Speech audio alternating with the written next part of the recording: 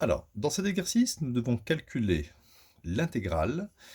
In est égal à intégrale entre 1 sur e et 1 de la fonction ln x puissance n dx, avec n, un entier, supérieur ou égal à 1. Donc ici, c'est une suite, on peut appeler ça une suite, définie à partir d'une intégrale. Et il faut établir la relation de récurrence qui relie un terme in à celui d'avant, celui qui précède in, c'est-à-dire in-1. Et il faut montrer que in est égal à moins 1 puissance n plus 1 fois 1 sur e, moins n fois in-1.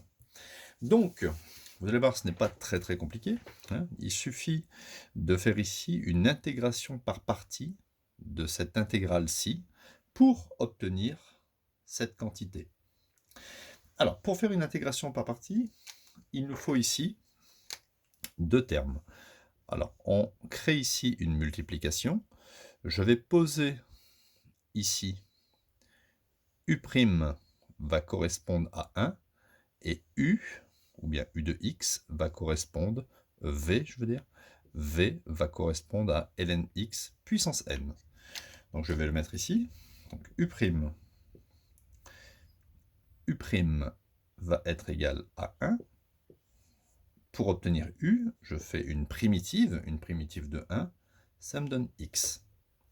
Je pose v, c'est ln x puissance n.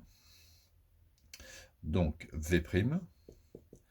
Alors si je dérive ln x puissance n, ça me donne petit n, multiplié par la dérivée de ln x, c'est-à-dire 1 sur x, multiplié par ln x puissance n-1. Alors comment je sais ça? Alors, ça vient de la formule de dérivation qui dit que quelque chose grand U à la puissance n, quand on le dérive, ça va donner n fois u' fois grand U puissance n-1. Donc c'est exactement ce que j'avais ici, regardez. Grand U, ça joue le rôle de ln x. Donc vous mettez n devant, multiplié par u', c'est-à-dire la dérivée de ln x 1 sur x, et vous recopiez u, c'est-à-dire ln x puissance n-1. C'est la dérivée d'une fonction puissance, ici. Alors maintenant, l'intégrale in, je vais le mettre ici, in, ça sera égal. Alors pour faire l'intégration par partie, vous faites u fois v, entre crochets, donc x fois ln x puissance n à prendre entre 1 sur e et 1, moins intégrale de uv'. Vous faites ça fois ça entre crochets, moins intégrale de ça fois ça. Donc intégrale, bien sûr, entre 1 sur e et 1, et on fait x fois n fois 1 sur x fois ln x puissance n-1. Et on n'oublie pas le dx. Alors on va pouvoir apporter quelques petites simplifications. Comme par exemple ici, x, on peut le barrer avec x. Voilà. Je reviens ici. In égale. Alors je vais d'abord remplacer x par 1. Si je remplace par 1, je vais obtenir 1, logarithme de 1 à la puissance n. Je vais mettre un moins ensuite, et je remplace x par 1 sur e.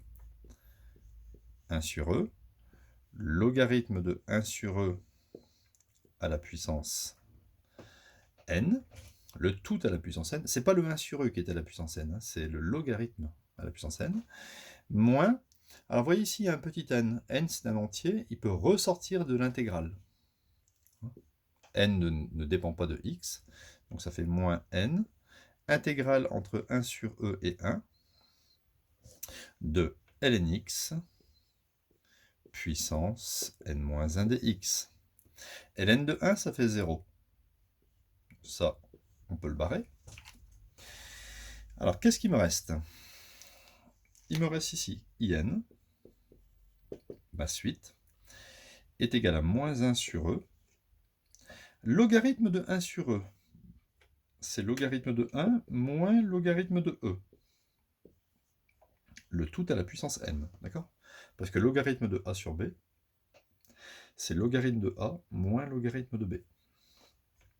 Moins n fois, et regardez ce qu'on obtient ici. Ce qu'on obtient ici, c'est quoi ça? C'est exactement in-1, parce que si in-1, il y a ln x à la puissance n-1. Et ici, on a ln x à la puissance n-1. Donc j'ai bien mis en évidence moins n fois in-1. ln de 1, ça fait 0. ln de e, retenez bien, hein, logarithme de e, c'est comme si vous aviez logarithme de e de 1, ça fait 1. Donc logarithme de e, ça fait 1. Donc in est égal à moins 1 sur e, multiplié par moins 1 puissance n, puisque ln de e, ça fait 1, moins n fois i indice n-1. Et donc ici, on est presque arrivé au résultat. On a encore une petite manip à faire.